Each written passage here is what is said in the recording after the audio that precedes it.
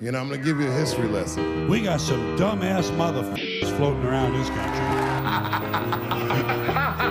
Stop laughing! And when I do, start. Also, y'all did some nasty-ass jokes on my ass, too. Funny jokes and unfunny jokes come out of the same birth. You f***ing guys are unbelievable. Why are you laughing? Evening, everybody. Welcome to another episode of Why Are You Laughing? A History of Comedy podcast. And today, I am pleased to introduce to you Weird Al Yankovic, a guy. I'm excited for this episode because this is a guy I didn't know a ton about his background. I knew the Weird Al basics. And it's one of those that we've had before where once I research the guy and start looking into him, I become an actual fan. Like, I genuinely really like Weird Al. So I don't even know if we really need our guest today, but he's here anyways. It's Carl from Who Are These Podcasts? Guys, thank you for having me. I'm curious what the Weird Al basics are. Be interested to know what. Well, I mean, I know the hits. I know White and Nerdy. I know Like a Surgeon. You know. Gotcha. Okay. Yeah. Perfect. But you've been a Weird Al fan since boyhood, which really offends Craig for some reason. Yeah, I came on here before the show started. It's like, oh, so you like this guy? How do you think he's like the best musician ever? I was like, wait, what's going on right now? Craig I get on here and Craig goes, I can't wait to hear this guy defend Weird Al, as if we're gonna roast him today or something. No. So I when I was a child, yeah, Weird Al was my favorite artist. I loved all of his stuff, and he inspired me. I remember as a little kid, my older brother and sister, they'd go out and buy record albums, vinyl, and they'd have all the lyrics in the vinyl sheets. Mm-hmm. And I'd go in and create parody songs. I'd write down different lyrics to all the hit songs, trying to emulate my buddy Weird Al Yankovic. I'd like to get my mitts on those. Oh, God, I'd love to, too. I'd love to see that. They got to be somewhere.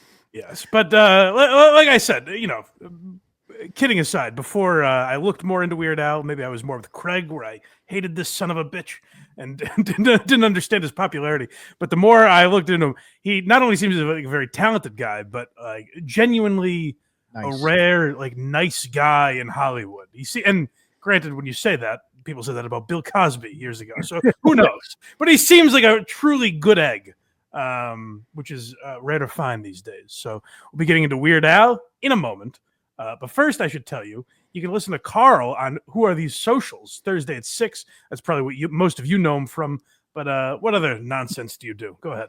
Well, Who Are These Podcasts? But whoarethese.com is a great place to go to find all the stuff that I'm up to. Also, the Creepoff, thecreepoff.com. Okay. And live shows, too, coming up, no?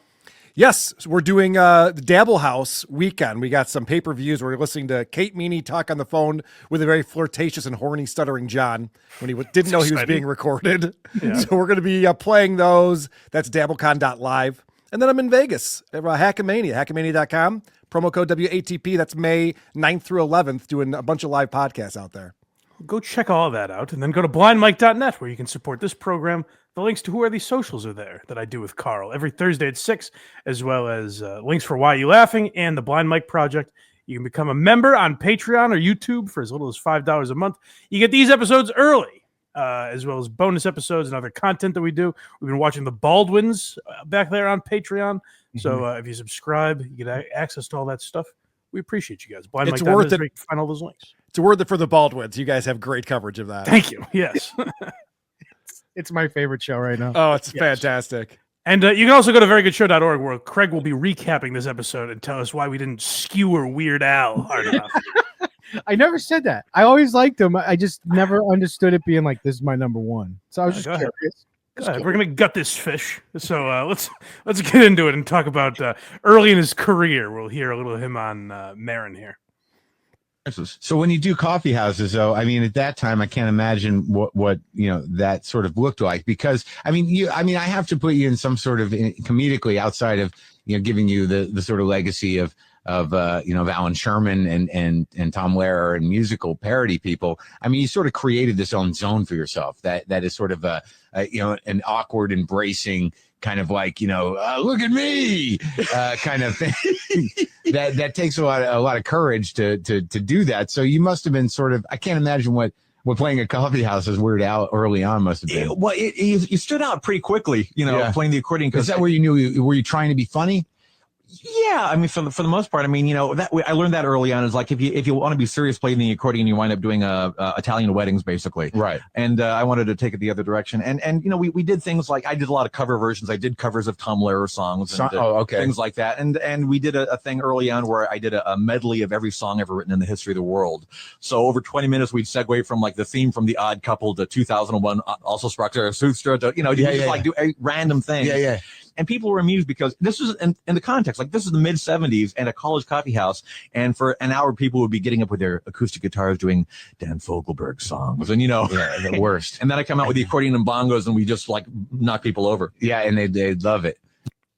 Yeah. So he went to architecture school and just realized like he didn't really like it. I think he said he did well in it and did enough work to get by. But as soon as he got out, he wanted to just do something else and was a creative enough weird guy. But what's interesting about Weird Al is you would think, kind of like Marin alluded to there, you would not think like, oh, well, if I parody a Madonna song, that might be a career for myself or something. You know what I mean? Like he really did kind of create a lane that Morning Zoo Radio has been ripping off for the last 40 years. But Weird Al is a guy who was original and kind of did it right.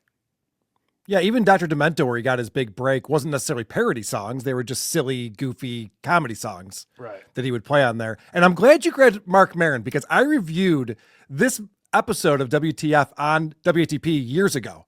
Oh, really? And I remember being annoyed with Mark's line of questioning because he kept assuming that Weird Al wasn't popular in school and no one liked him and he was an outcast. I swear to God, the entire interview was just like, so, probably girls weren't talking to you. And he's like, no, I talked to plenty of girls. I mean, I was pretty good musician, as he's a friendly, funny guy who can kill it on a piano. It's like he probably had some friends, Mark, but he could not get over that. It's funny you say that because I didn't even necessarily pick up on that, but I do remember him. He tells the story of how he got the name Weird Al, and he said a kid in his dorm in college just started calling him Weird Al, and so that was the name he started using on radio. But he made sure to note. He goes, this kid started calling me Weird Al, not in a derogatory way. Right. I thought it was funny that he pointed that out. So maybe if I went back and listened, I noticed that Marin was doing that to him. Marin tends to do that. We project his own bitterness. Yeah, we've covered Marin a lot, and oftentimes he's like assumes the answer, and it's never correct. Yeah, I also listened to Mark Maron talk to Gene Ween, and you asked me if Yankovic's my favorite musical act. It's not. It's Ween. This is well documented. Sure. And so I heard Gene Ween being interviewed by him, and it's so frustrating. Now, of course, I know the music really well, and he doesn't know anything, so I'm going to be frustrated. But he's not one of my least favorite interviewers is Mark Maron. Oh, we use him a lot on here. I know you do. No, it's great. Let's hear. Before we bash Maron too much, we have more of them, so let's get it out of the way. The cool thing about my folks is that they never pressured me at all in terms of a career. Because my dad was like a street crossing guard. He did whatever. We didn't live, we were like lower middle class. We had everything we needed, but we didn't have any luxuries or any aspirations. We basically were just kind of like, hanging out and, living our lives. And he was always about do whatever makes you happy, because that's the only true sign of success is figuring out what makes you happy and doing that for a living. So, I mean, I know I was very, very, very grounded. It's not like I ran off to LA because I want to be a star, you don't seem like to have that weird menacing darkness. Yeah. That I don't have the compulsion to be famous or whatever. It was just sort of like, I love music. I love comedy. And let's see if I can do this for a living. It's really true, though. He seems like he had a fairly normal childhood, like lower middle class or whatever. But like a guy like that has been famous for now 40 years or more, particularly with Weird Al, where he does all these parody songs. So he's naturally mingling with celebrities. You know what I mean? Like he's done stuff with the people that he has covered before. Usually that results in the guy getting sucked into whatever that darkness is of Hollywood. They call it the Howard Stern syndrome. Yes. Howard Stern's a great example. SNL's a great example where it used to be like counterculture, and now the show exists so that you're like, oh my God, it's Matt Damon, Yeah. And Weird Al doesn't seem to have that.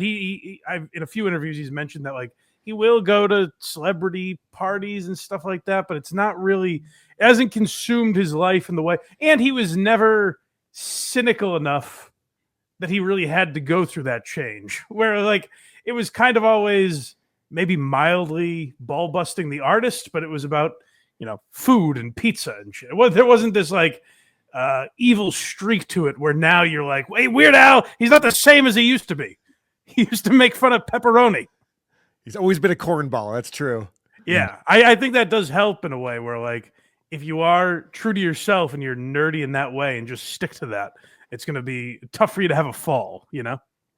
Yeah, he also, I think he gets new generations of fans every generation. Yeah. Because, you know, as I said, I was a fan of his when I was a little kid. I didn't continue to listen to Weird Al and buy his albums when I was in high school, college, and beyond. Right. Because it wasn't for me at that point anymore. Carl's just saying that so Craig doesn't stuff him in a locker. I know, seriously. I feel like I have to defend myself over here. I'm ready to dole out some wedgies.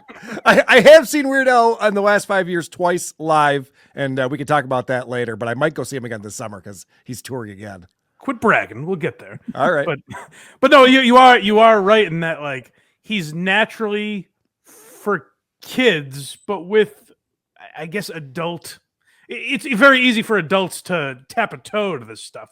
So it's not inherently for like little kids or anything, but it is a thing where it's like, you know, every generation when he covered fucking Chameleonaire, I was like, oh, who's this Weird Al guy? You know, But he's also extremely talented with music. And it's not like he's just playing. He doesn't just play the sound over the house and sing over it. It's actually like a full production and all that. There's a clip, I don't have it here today, but I did see a clip of Kurt Cobain and Dave Grohl complimenting his music, where they're like, what this guy does is actually like unbelievable. The way Carl probably knows because he's in a band and everything. I don't know music well enough to really give a shit about that aspect of it, but the way they were talking about it, like they were very impressed by how specifically he recreated the music video, all that stuff. Yeah, his band's been with him for the entire time. It's been the same guys, and it's an incredible band of musicians because you got to think about it. Not only are you playing other people's music and changing genres, when they write their original stuff, it's all over the map because they're copying different genres. Like Dare to Be Stupid is based on Devo at that time in the mid 80s, and they nail it. It sounds like a Devo song, but there's so many examples. Like, you know, the Smells Like Teen Spirit one that Kurt Cobain's talking about. Like they captured that very well, and like you wouldn't think Weird Al could pull off grunge, but the band could do it. No, well, that's the thing that I had no idea. I just assumed they played the instrumental track and he sang over it, but they recreated so specifically. So I imagine that's where he gets a lot of musicians' respect as well. Like he has these two crossroads of comedy and music kind of coming together. And I also find that people who do like Weird Al also like Ween because they're the same. Though Ween will have every song is like a different genre. Correct. Yes, you're right.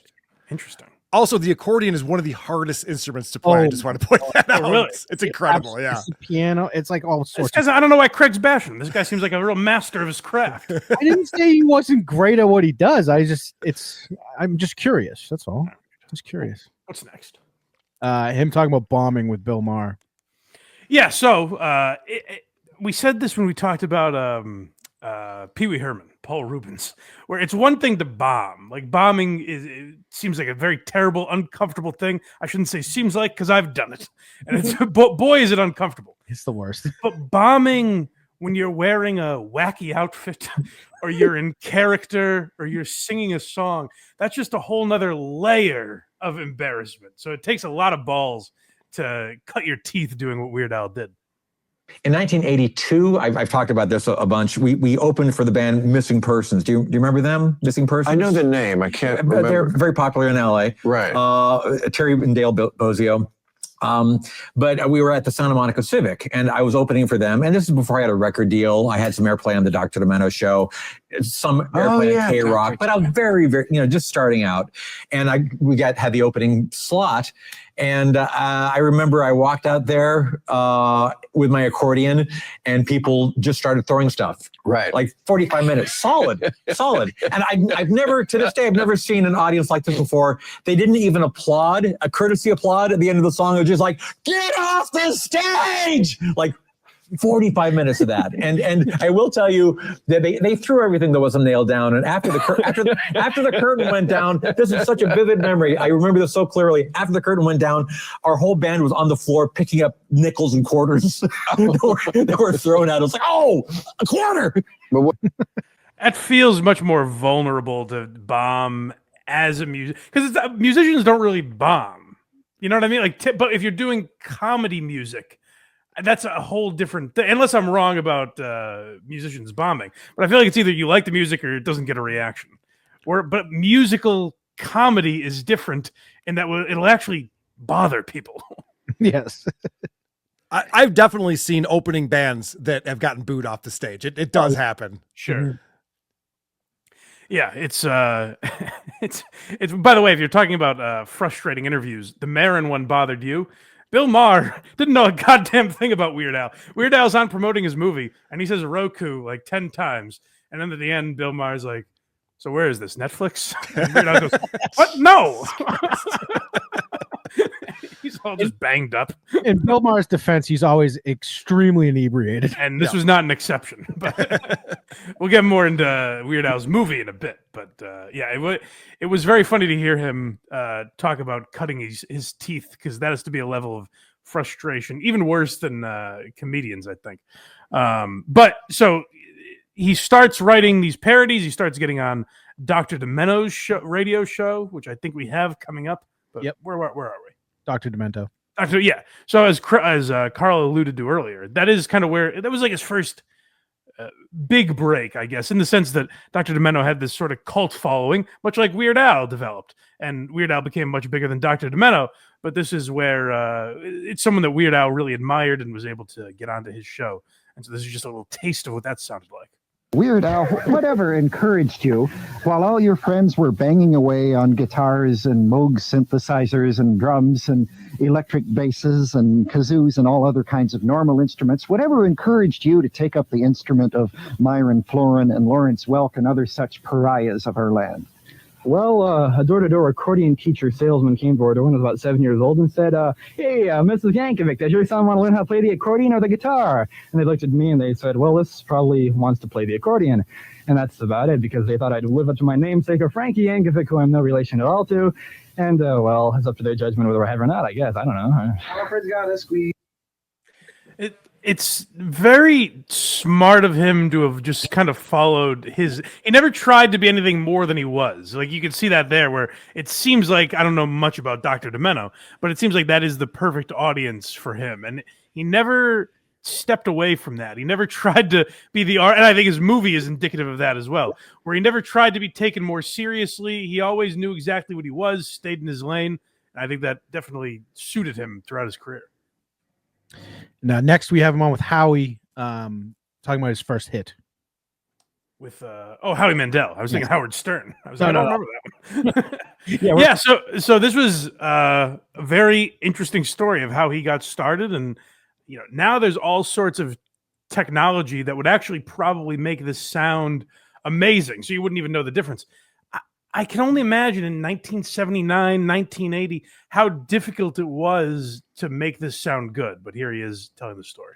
So then you sent in another song, which was My Bologna, and that thing took off. Bologna. When you say it took off, you recorded that and Dr. Demento played it, right? Yeah, it was literally recorded in a public bathroom, like in the movie, which is one of the few things that was true in the movie. But yeah, I was sending that tape, and that actually became an actual hit on the Dr. Demento show. It got sent all around the world, and it was recorded in a bathroom, just me and the accordion, but it became a viral hit. And back then, being a viral hit back then from the bathroom, do you get paid for that? No. but I got I got the people at school saying, oh, I heard your My Bologna songs. I became a campus celebrity of sorts. But no, the checks are not rolling in. I actually got that song released on Capitol Records because the Knack played Cal Poly where I was going to school. And I went backstage to meet the guys in the band. I don't know how I got in. I kind of snuck in. And I went up to Doug Feiger, the lead singer. And I said, hey, my name's Al Yankovic. And oh, you're the My Bologna guy. And he turns to his right and he says, hey, you should put this guy out on Capitol Records. And the guy to his right happened to be Rupert Perry, the then vice president of Capitol Records, who just happened to be at this show. So as a lark, they put out My Bologna, the original bathroom recording, on Capitol Records. So we talked about this with the Jerky Boys too, where it astonishes me that people were able to become like underground viral sensations before the internet in the 80s and 90s. South Park guys did that too. Yeah, it's crazy. That seems now you just catch the algorithm the right way, and bang, you're ripping people off with Talk to a Coin. Well, I just realized something. I realized something I never thought about before. But Al Yankovic was set up to succeed, and not because he was doing that on purpose. But My Sharona was the biggest song in 1979. Yep. That was the #1 chart topping. Everyone can't get enough of it. So if you have a song that already has the melody and the musicianship of that, people are going to like play it. Well, people are going to like it. They're like, oh, I like this tune. And then, oh, it's funny and interesting. It's similar, not to talk about myself too much, but similar to like WATP, where I would title every episode after the podcast we're reviewing. And so people who like that podcast are going to find our show.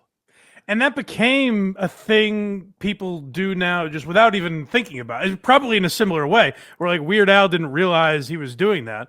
But that's now a thing where it's like, that's what you're supposed to do in podcasting. Like title the thing whatever you're talking about, because then people that find that subject will find you. And Weird Al did that 45 years ago without realizing he was getting into people's algorithms. Yep. Well, the algorithm back then was all the DJs being like, this will be so funny. You guys want to hear My Sharona? And then play that one.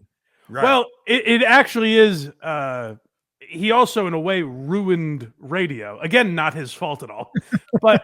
But because like Weird Al was very good at this, every fucking cornball from Todd Pettengill on down said, I could make a parody song about food or boogers or whatever, like because it's radio clean. And it just wasn't the same. They didn't have whatever magic Weird Al had. And yet for 45 years, they've all been doing it for some reason. I don't know. Funny you say Todd Pettengill after we were just talking about the Jerky Boys, because he rips off both Weird Al and the Jerky Boys. Oh, yeah, that's right. We have a little of that song, right? Yeah. Yeah, let's just hear how it sounds. The bathroom recording of My Bologna. Ooh, my little hungry one, open up a package of my bologna. Ooh, I think the toast is done, top it with a little of my bologna. Never gonna stop, eat it up, such a tasty snack, I always eat too much and throw up, but I'll soon be back to my bologna.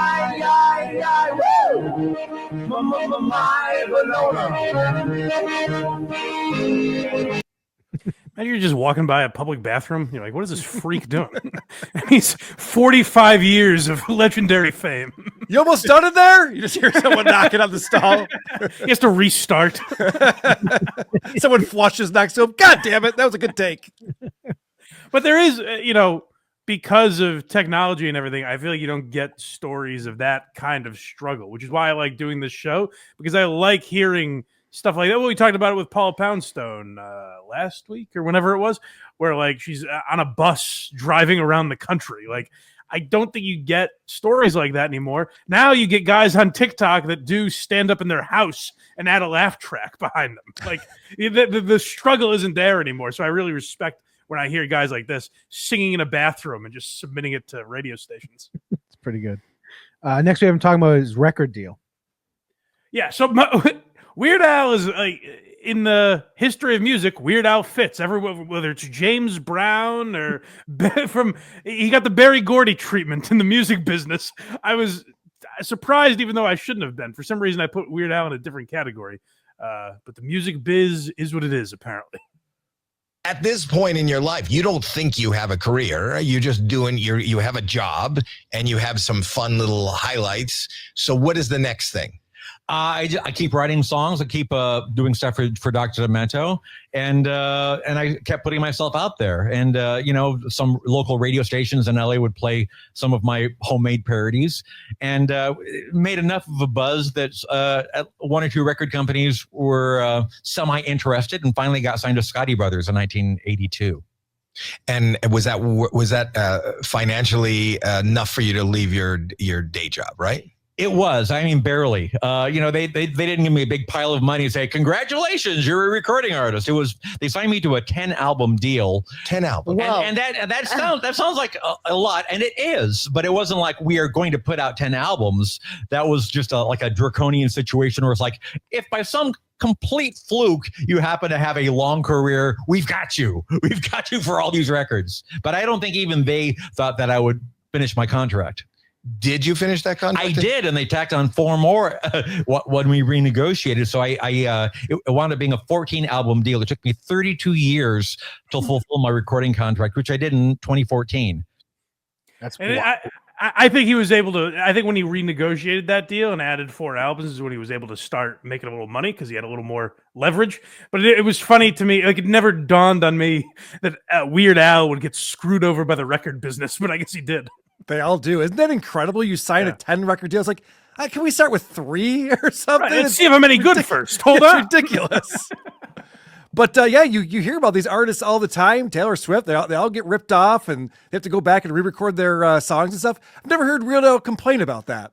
I've never heard a single peep out of him where it's just like, I got to go back and do Like a Surgeon over again. He's the nicest guy. Like, right. he seems like a genuinely admirable human being. Because you're right. Not only like does he not bitch about that, and he hasn't developed this bitterness from it, but like he's even a moral guy. Where I saw a story that he turned down $5 million to be the face of some beer company. I'm not sure which, but like they had a sponsor. All right, fine. We'll go with Dylan Mulvaney. That's fine. He tanked Bud Light. He has no idea what he did. Nobody turned down $5 million because he doesn't drink, and he's like, it just wouldn't be right of me. First of all, I appeal to kids. Also, I'm selling something I don't use. So he's like, that just wouldn't be right. And he said to this day, he does every once in a while think like, oh, $5 million would be nice. That would have been weird having, that's the wrong word. Having Weird Al pitch a beer would not make any sense. That's a dumb hype. Yeah. You could have come up with a wacky song for it, you know? Fancy a guess at his net worth. All right. 35 mil. I'm going to go 30 mil. 20. Okay. It's modest. That's not bad. I bet he cleans up on live shows now. I think he does very well. Yeah. I mean, especially if you're in the kid business, I think you're doing all right. What size venue did you see him at, Carl? An amphitheater.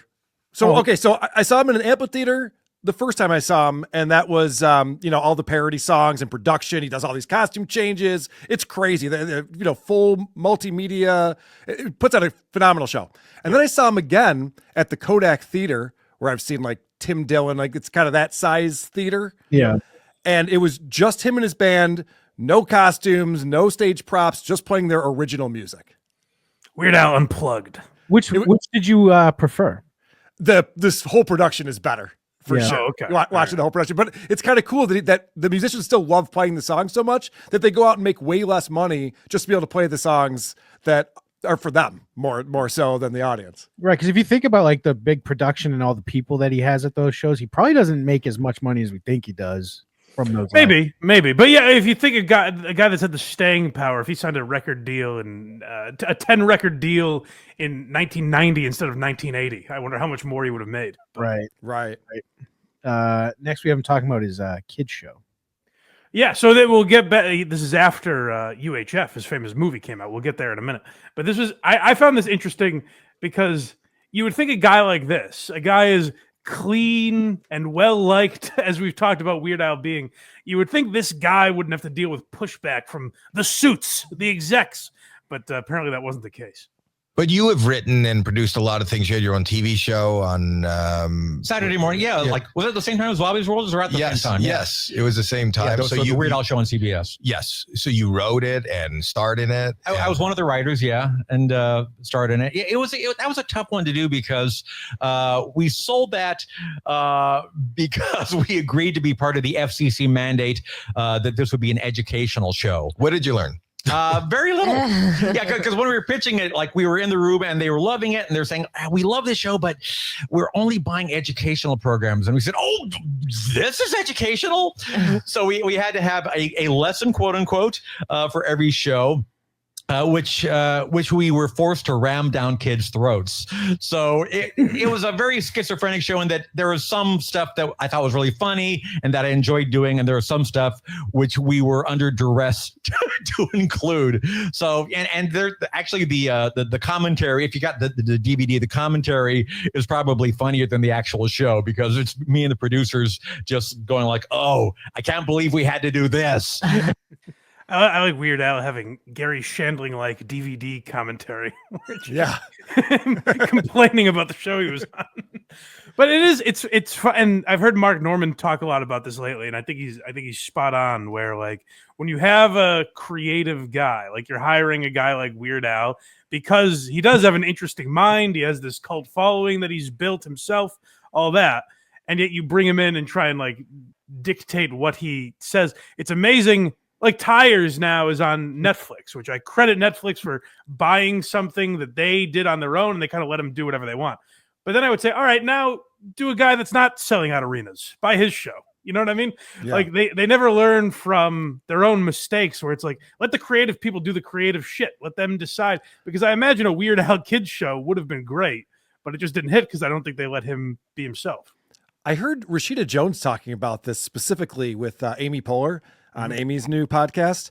And she was talking about, I thought this was interesting. She goes, the executives want to feel like they're helping. They'll give you tons of bad notes, and you just got to pick your poison. You got to go along with them, because otherwise it's not going to get made. It's not going to get done. It's crazy that's existed for so long. Yeah. I don't know how much longer it will, because like Kill Tony's another example where they're like, all right, we at Netflix accept Kill Tony. And it's like, well, where were you the last 6 years when he's been selling out theaters and then arenas? And, you know, like when it gets a certain stamp of approval, they're like, no, we're hip. We like it. It's like, yeah, but you could have had it 10 years ago if you wanted it. But next we have him with Conan talking about the live shows. Oh, all right. So this gets back into the discussion we were having a minute ago of his elaborate live shows. You are the king of the costume change. I don't know if everyone realizes how many costume changes you go through in a show, but you've probably set the record, haven't you? I'm told it's 3 more than Lady Gaga. I don't know if that's true or not, but maybe a dozen or so in a show. 3 more than Lady Gaga. Yeah. We got your Star Wars Jedi robes and your Amish outfit and your Nirvana and Devo suits and the fat suit, of course. What's up with the fat suit? The fat suit, one of your most famous suits of all time, from the Fat video. I believe we have a photo of it. That's either the costume or you during a very depressing time in your life. And so I'm curious, what's it like performing in that suit? Because as I said earlier, I've had this experience tonight of putting on a suit, and it's a pain in the ass. Well, you know, that suit, oddly enough, saved my life on a couple occasions, because I've fallen off the front of the stage 2 times over the years, and both times I was wearing the fat suit. And I took out the first few rows of fans, but I was fine. It's funny. I never understood, much like Craig at the beginning of this, I never understood what a Weird Al live show would be. And then when you hear him explaining it like that, I'm like, oh, I could see that being fun, particularly for kids or whatever. But like now I kind of get it a little more. That the music is so intricate that you're actually watching a band and it's not just a DJ playing an instrumental while he does his shit. It's like, it does seem like a real big production. It's like essentially a live music video. Yeah. I will tell you that when I went to go see Weird Al, producer Chris came with me and a girlfriend that he just started dating. And neither of them gave a shit about Weird Al. But I'm like, oh, we should go to this. So we all went. And they were blown away by the show. To me, that seems like a risky move, bringing someone to Weird Al. So that's good. I feel like I have to go now. You do. I don't know why you hate the guy so much. He seems perfectly lovely. I don't hate the guy. I was just asking about people. Like I know people where he's their number one, and I'm just curious. Well, if I can diagnose it, because you came at Carl pretty aggressively, I think he's afraid to defend him now. But like what I've seen him do with Parody, a lot of it's very subtle commentary. But like he is commenting on the artists he's making fun of, his movie, which we'll get to. He's great at parody, and it's something that has been ripped off so many times over the years that it almost seems like Weird Al's a hack now. We talk about this all the time too, where when you cultivate something and you kind of create a lane and it becomes popular, you seem like the hack eventually because you're still doing what you invented, but so many people have put their own twists on it that it almost seems like you're ripping it off. But when you appreciate Weird Al for kind of creating that and doing it in a way that no one's ever really been able to replicate, that's the impressive thing to me. That is surprising when you think about that. How many people have tried to do parody songs, and how many do we know that aren't Weird Al? Maybe like 10 that you can think of that are like famous parody songs that are great at it. Yeah, if that. I'm just talking about like actual parody songs. How many can you name that aren't Weird Al? And we could all name 24 Weird Al parody songs. Oh, well, speaking of that too, I don't think we have a clip of him talking about this, but he talked about how Napster both helped and hurt his career in a weird way because it allowed a lot more people to find his stuff.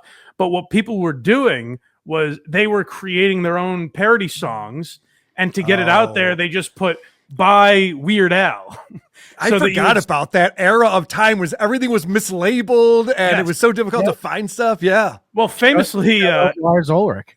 Famously, Anthony Cumia's "Hey Masturbator" song, to the tune of "Hey Macarena" that they did on WAAF.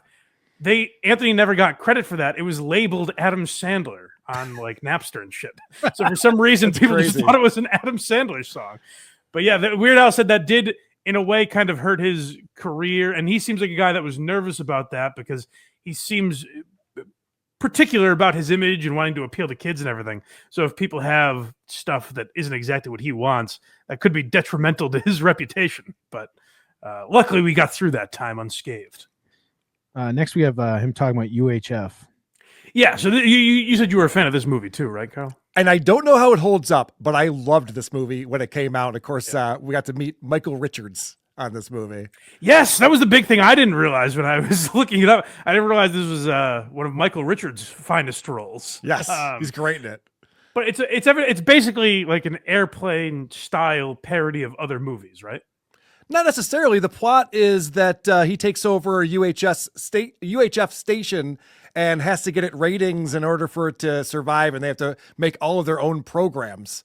And so it's just them trying to create a TV station on their own. Oh, that's interesting. Because the way I heard like Weird Al explain it is like the reason they chose the TV station is so that they could parody a bunch of different movies within like showing clips of what the TV station would look like. Right. It is a lot of like skits pretty much. Because you could just be like, what would it be like if Michael Richards had his own children's show? And like, there it is. Now that would be very interesting. Yes, right. Let's hear Weird Al talk about it. This is like, 1985, I guess, when the first germ of the idea started. We wanted to come up with some kind of broad concept that would take advantage of my strengths, meaning basically with parodies of commercials and TV shows and movie trailers and things like that, and finding some kind of plot to hang it all on. So that was sort of how we started again. Yeah, and how we finished.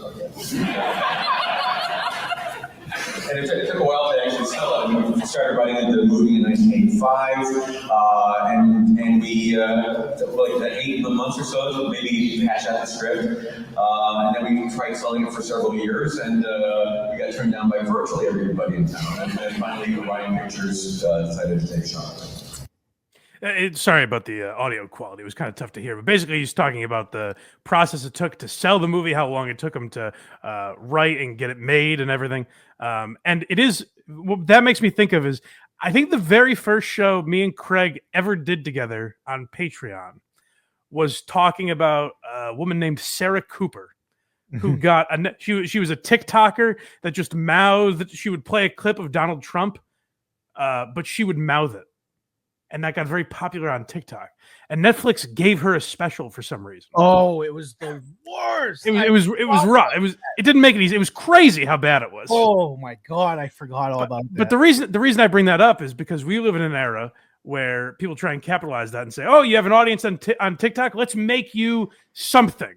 There are a bunch of stories going around now about how like movie producers will cast people like.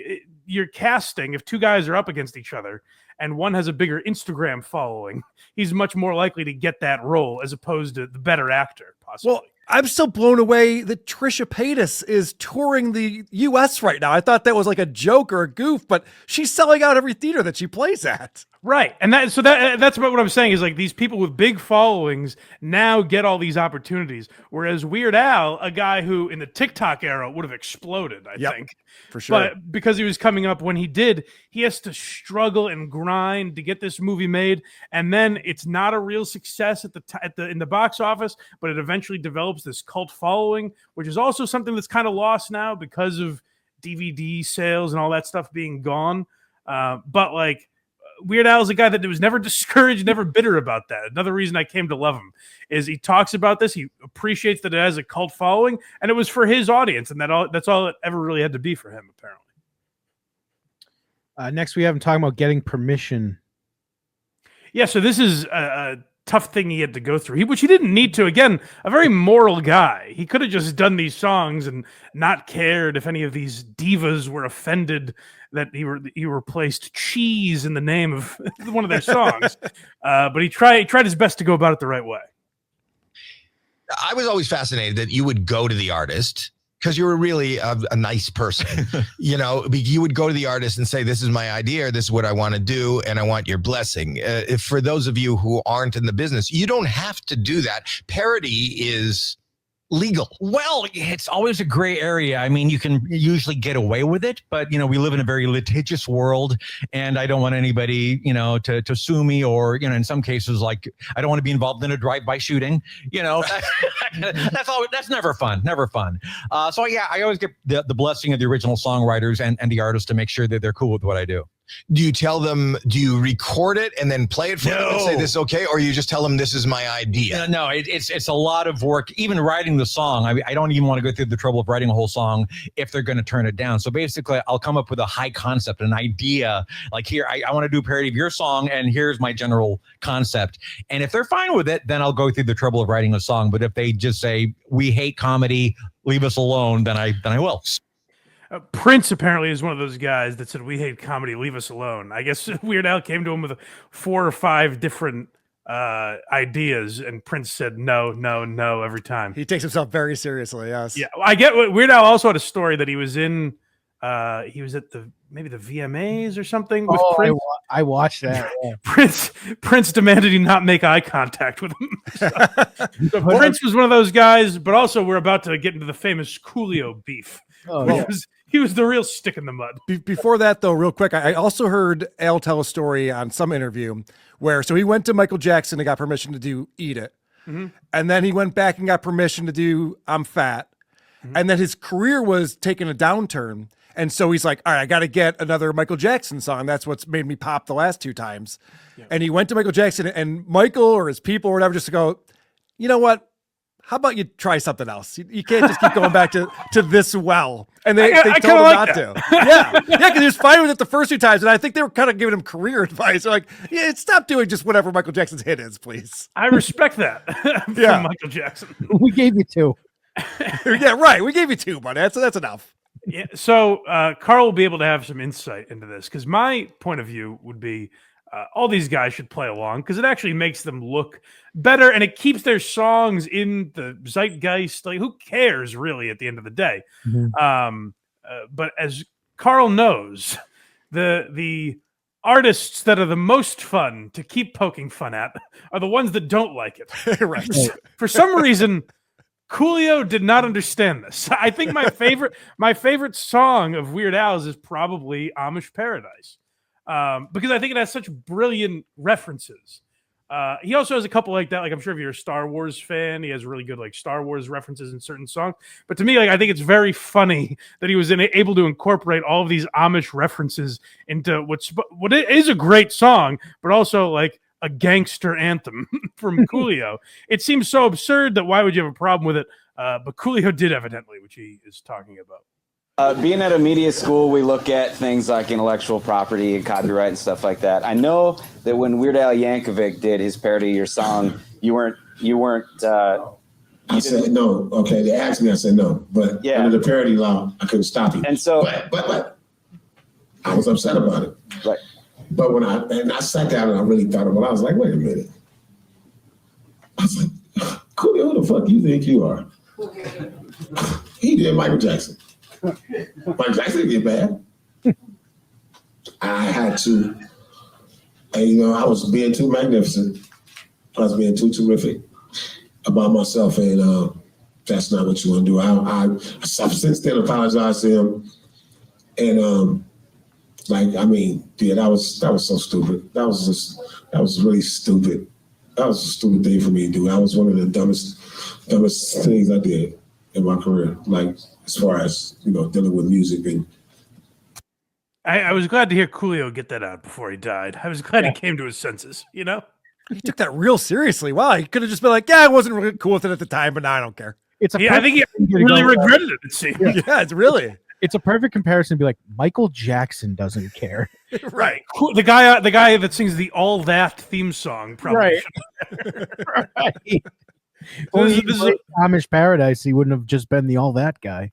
Well, I think there is something too where you're like, fuck, I'm a one-hit wonder, and I told this guy to fuck off. You know what I mean? Like this guy is much more popular than me and has much longer staying power. But this is part of them sort of hashing it out at the American Music Awards, I think. Yes. I came up with the idea of showing up at the American Music Awards wearing the exact same hairstyle as Coolio. I wasn't like the biggest Weird Al fan or anything. You know, I don't think he was the biggest Coolio fan either. It takes like 3 hours, I think, to get my hair to look like that. And my scalp is pretty tender to begin with. And they have to yank your hair and twist it around these wires. There's actually wires inside my hair when I'm doing that. Nah, I had no idea. They kept that from me. I didn't know Coolio real well at that time. And I was concerned that if Weird Al came out with a mock Coolio hairdo, that he'd be, angry. I did spot him right before we came out. I think we had 30 seconds, really, literally, before they had to come on. And he laughed and gave me a big handshake, and he said, who does your hair? That's pretty good. He even showed me how to do the Coolio walk. He said, okay, when you walk out there, you got to walk like this. I mean, like you were rehearsing the Coolio walk. I just didn't want him looking out corny, walking Weird Al style. He had to represent correctly. I never understand almost any feud like that. If it's real and personal, obviously that's different. But I'm saying, like, if you make fun of someone you've never met before, the easiest way to squash that beef is to play along with it, as Carl well knows, I think. Like, I always say that about Stuttering John. If Stuttering John was like, oh, did you see these guys made fun of it and kind of had a laugh about it, they probably wouldn't be talking about Stuttering John anymore. Go away eventually. But like when you double down and you're like, fuck you, then you're putting the person in a position where they have to respond. So I was glad for Coolio's sake that he was able to come around on that. Thank God. Yeah, thank God. And Al was talking in that interview he played just a little while ago about the concern for drive-by shooting. I don't think he was talking about Madonna. Right. That was a great, like, you see the cornball of Weird Al there too, where he's like, I'm gonna be in a drive-by. Right. I like to think that Keenan and Kel are the ones that got to Coolio and like, listen, gotta relax. Next we have him with Marin again. Sorry, Carl. But talking about his original songs.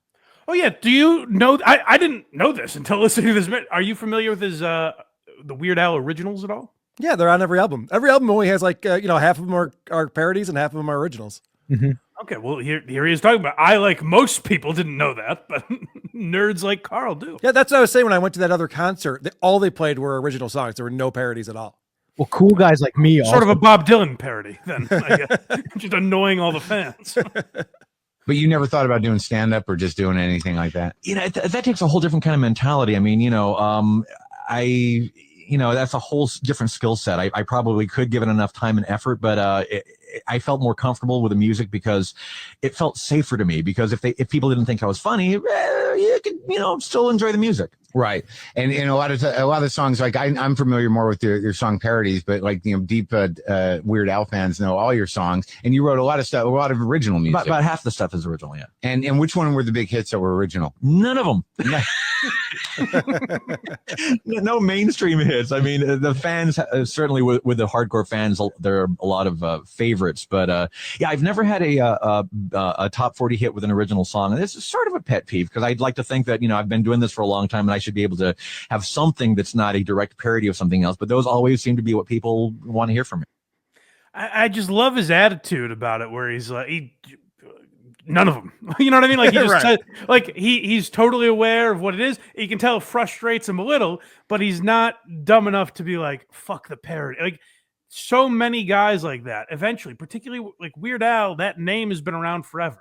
And when you have that, a level of jealousy, bitterness, all that starts to rise up. We've seen it with people much less successful than Weird Al and develop a lot of that bitterness and want to be taken more seriously and be thought of differently than they are, when, like, if they just understood why they were known and played into that, they could continue that success, and that's what Weird Al has figured out.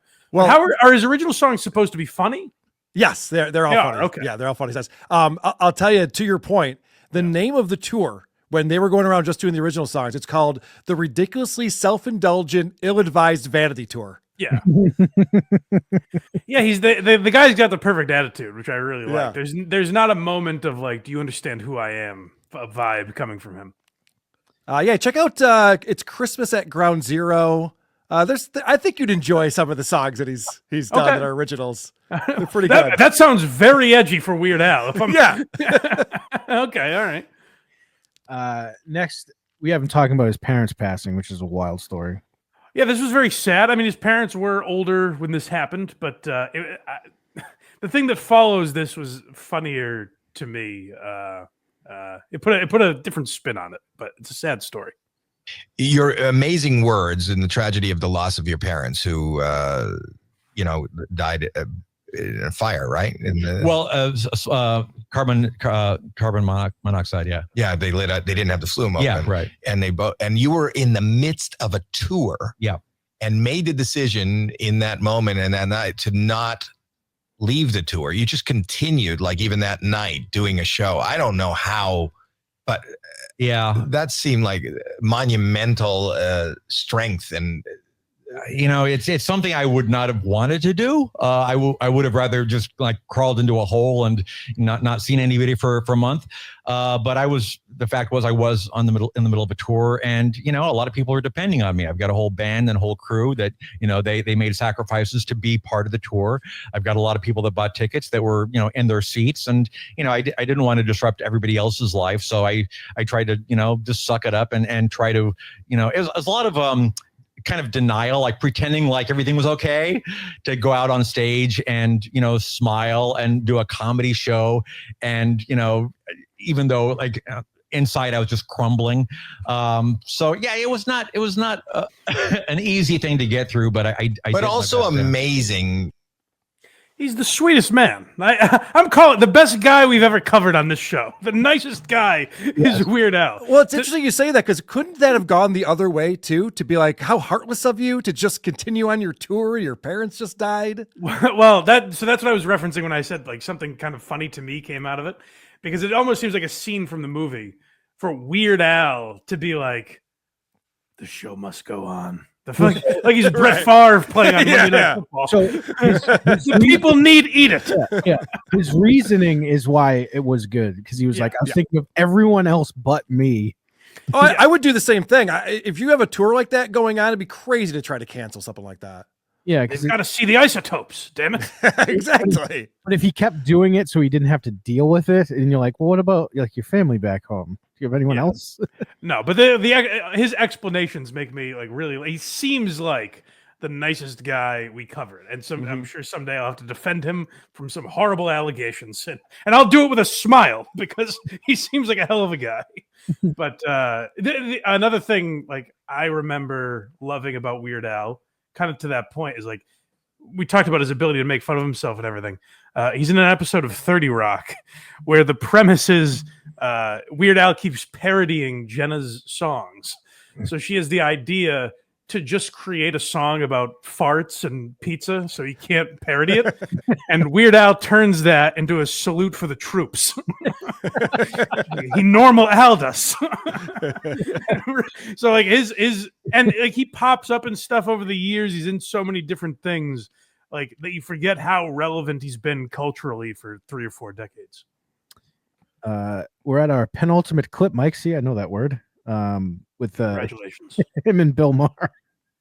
Oh yeah, so this is the movie I referenced. I thought this was genius when I realized what the premise was. It is a little derivative of Walk Hard, the Dewey Cox story, but I think Weird Al being an actual guy makes it better in a way, or more interesting in a way.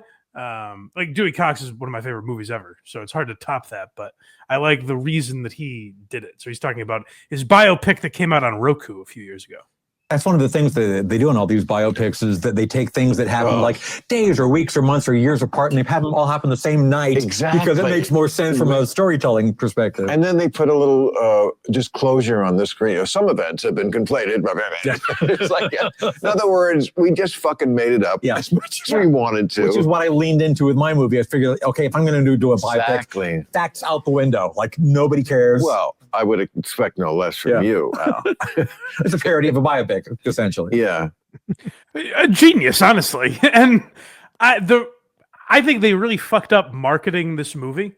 Because I remember they made it seem like Daniel Radcliffe was in a biopic of Weird Al. Correct. And I remember that getting made fun of. Like, oh, God, we're really doing this now? We're doing a movie about Weird Al? Like, if it was sold like that, like if I heard Weird Al do that, I would have run to go see it. That sounds very funny. And then I ended up watching clips from it, and it is very funny because there's a scene where like My Sharona gets stuck. It's like skipping on the record player, and they're like trying to fix it, and then Daniel Radcliffe is just in the background going, my Bologna. Like he's having the idea for the song. I got a fun story about that movie. So I watched it with my wife. My wife doesn't care about Weird Al. She fell asleep. She wakes up in the middle of it and she goes, Weird Al dated Madonna? I was like, yeah, you're not understanding what this movie is at all. I promise you that. It's a hilarious movie. You haven't seen it yet? You haven't seen it all the way through? I want to now after it's good. After It's a good hearing movie. him talk about it. And I saw when I watched the Elvis movie, the Austin Butler Elvis movie. I couldn't watch that one. I thought they were parodying Walk Hard. Oh, it was so bad. Yeah. It was mockably bad. So for Weird Al to see that, and that's what I was talking about earlier with like UHF and his TV show. It's like if they allowed him to just do more parodies, it seems like he would have been capable of making a lot of the great parodies. Like I'm surprised he didn't have more movie opportunities when like the Scary Movie franchise was big and Austin Powers and all that sort of stuff. He's white. Yes. Well, so's Mike Myers. I know. That was the a quote from the Elvis movie, an actual quote. Oh, I was like, okay. Next, you made it happen, Mike. The Norm segment. Yes. Luckily, I mean, this is pretty loose. But this really has nothing to do with Weird Al. But I did, in fact, find a way to tie Norm into this episode. So this is from the joke segment on Norm Macdonald Live. I'll tell you something, that Weird Al fella, he ain't so weird. He just sings parody songs. My friend Weird Phil, that guy's weird. He saves all his common sparklets bottles he saves it for marriage. I'm sorry I said that stuff. It's just here on a card. You know, sometimes you really question the wisdom of free speech. That was the great Martin Mull delivering that line. That's great. But there was another one that Norm actually bombed again, I think, with a Weird Al joke on Weekend Update. And Weird Al played it and pretended to get very offended by it. So like he did always play with that kind of like he stuck true to his guns no matter how often he was made fun of. And as a guy that's perceived as a cornball and a nerd and all that stuff, like Weird Al is not necessarily always praised when he's referred to. And for him to have the attitude he's have, I was very impressed by it and made me respect his art much more than I ever did before. So I'm glad we did this episode. Great episode. Anything you think we missed with Weird Al, Carl, as an aficionado? Well, like I said, I kind of stopped paying attention to Weird Al, and it was incredible to see because I thought that my interest started waning in the late 80s, early 90s, and his career also was waning around the same time. Sure. When he popped again, I didn't think that was going to happen. I thought the career was over, and he's somehow maintained this level ever since the mid 90s. It seems like it is stunning because I know in my generation, white and nerdy was the thing, and it is funny. Like it seems so perfect for the movie that he made, which is why I'm now excited to watch it because it's like that is in every musician biopic where it's like you have the light bulb moment where they say the name of the song and then they're like, wait a second, that's it. Oh my and God. White and Nerdy actually feels like it could have had that moment because it rhymes so perfectly and that encapsulates him.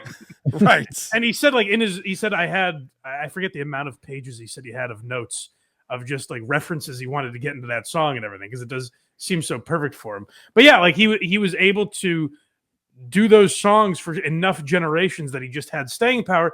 And like I said, it's impressive because so many people have tried to do it, namely every hack morning radio guy for the last 35 years. All right, I guess that's it. That's our coverage on Weird Al. I hope we did him justice. If you guys think we missed anything, let me know, and maybe we'll talk about it on a future bonus episode or something like that. But you should also make sure if you're planning on maybe going to Vegas in May, then you can check out Hackamania. What else is going on, Carl? You'd be crazy not to go to Vegas in May, but more importantly, this weekend, I don't know when this comes out, but April 11th and 12th, Dabble House is happening. I'll be down in Florida with all the WTP crew, and then Shuli and the gang from the Uncle Rico show will all be there, be staying at a house all weekend and broadcasting from there on our YouTube channels, but also special shows behind the paywall. Go to dabblecon.live for tickets. Beautiful. Go watch that. You don't have to leave your couch. Go check exactly. it out. All right. Oh, and verygoodshow.org, of course. Yeah, of course. Where Craig can be found skewering us for praising this bastard Weird Al. Yeah, I'll allow it. I'll allow it this time. And blindmike.net is where the show will be. Check us out Sunday at 10 a.m. on the Blind Mike Project. Get the show early on Patreon or YouTube if you're a member. And we'll talk to you guys next time on Why Are You Laughing? Zip it up and zip it out.